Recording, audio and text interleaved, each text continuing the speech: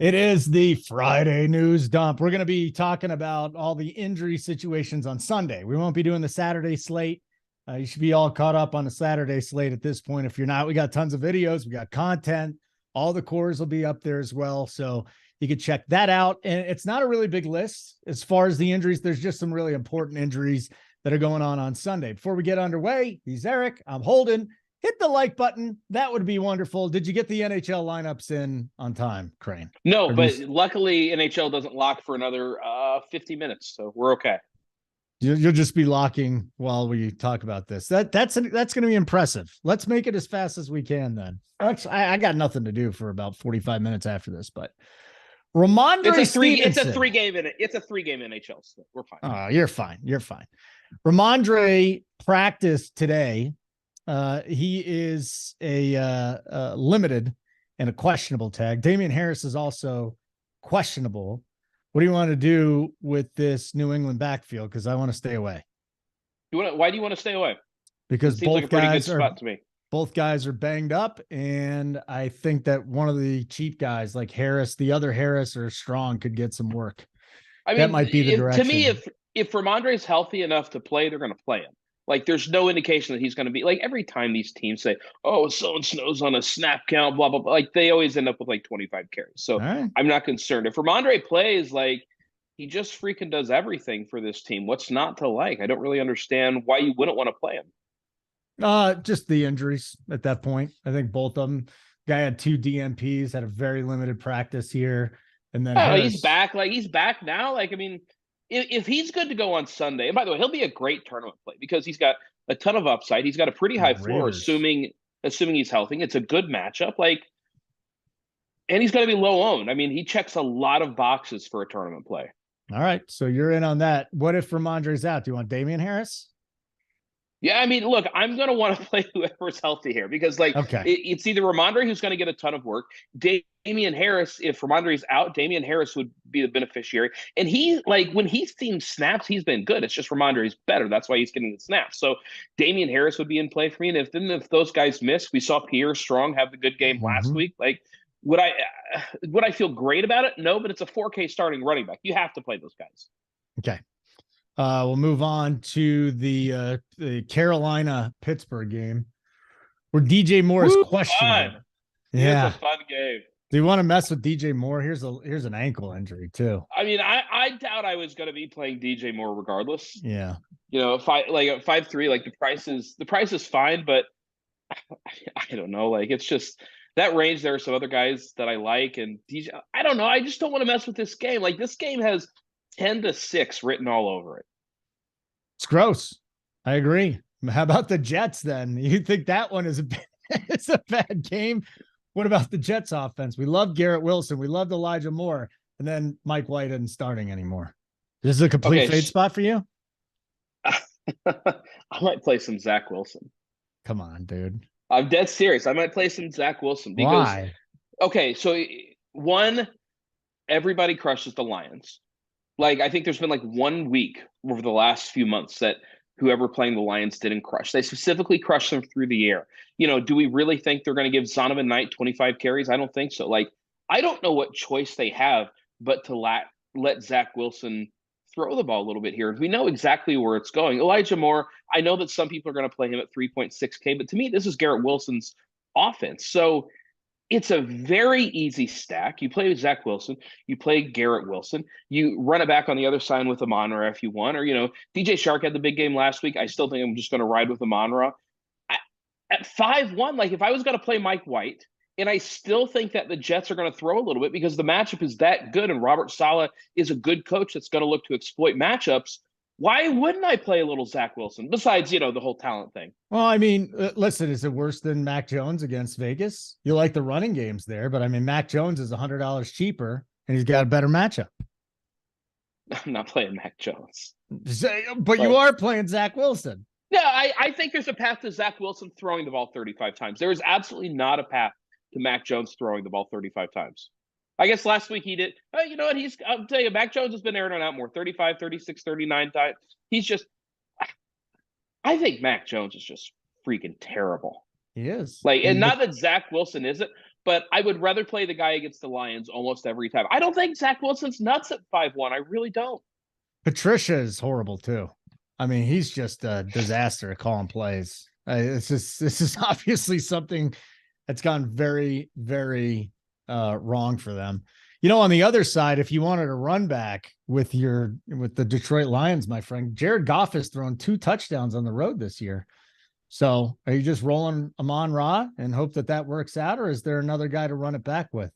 No, I mean, I understand why people would go back to DJ Shark, and I don't think it's crazy at 4 or 5. Like, we've seen some spike weeks out of him, but I'm still a believer in Amon-Ra St. Brown, and that 7-8, like the price, it's still right. Like, he's still seeing just a ton of targets. He's seen at least 8 targets in every week since October. I mean, yeah, last week was really disappointing for everybody that played him against Minnesota, only 13.4 DraftKings points. But in a matchup against the Jets, is it a great matchup? No, and I don't particularly like picking on Sauce Gardner, but the volume is going to be there for Amon-Ra, and I'm personally just going to keep playing him.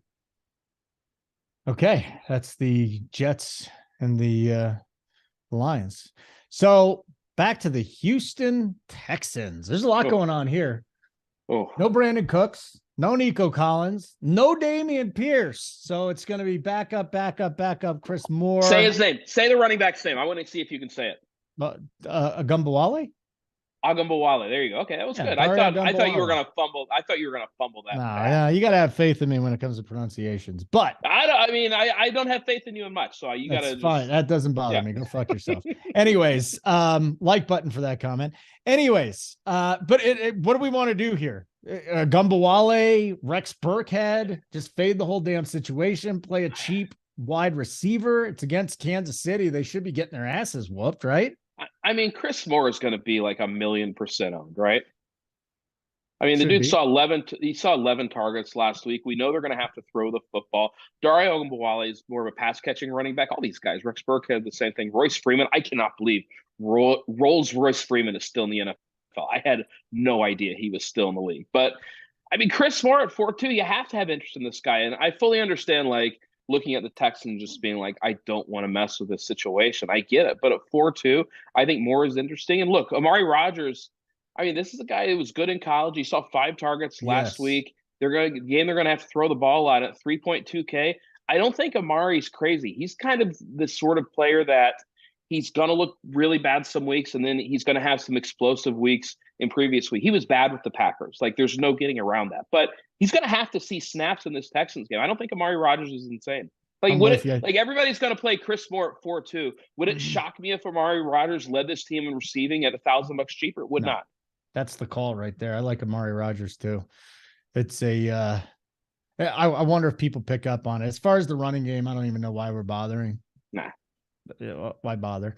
There's just a lot of bad football teams this summer. It's that time of year, man. Like, teams are packing it in. They're done messing with it. Like, we just see some shitty teams playing, and they know they're shitty, so they're not trying. All right. Russell Wilson's out. Cortland Sutton's out. Kendall Hinton's out. And on the other side for Arizona, Hollywood Brown is questionable. So we got Colt McCoy versus Brett Rippon, which, I mean, I guess Jerry Jeudy will get 10 targets, but outside of that, this is ugly. Latavius Murray, if you want a cheaper, I think he's a little over 5K on DraftKings. On the other side of things, Pat Surtain will probably be on DeAndre Hopkins. This is a shit show, Crane. Yeah, and Latavius Murray is going to be chalk at 5-1, like in a game. Really? Like I'm seeing him at like 20% owned, and I just like this is. I mean, there's got to be some XFL teams that could beat either of these squads that's currently put together, right? No. Like, bring in my St. Louis Battlehawks. They could beat Brett Rippon and the Broncos. Did you watch Battlehawk games? Oh, of course. Caw-caw! That's what we say.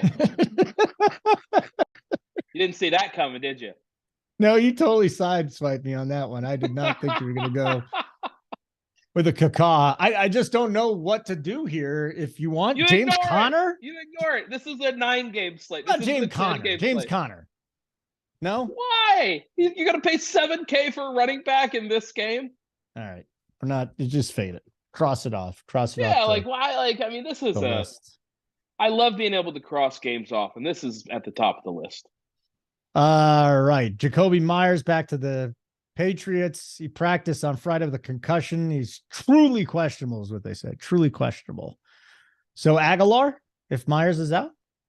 No, I'm playing Ramondre. Like I'm not Even playing messing these with that. receivers. No, I'm just not. I'm like, and look, Aguilar, he's going to get a little ownership. He saw 10 targets last week, and games like that always lead to ownership the next game. But like, no, I'm not playing Nelson Aguilar. Give me Amari Rodgers for $200 cheaper. I will take Amari Rodgers with you.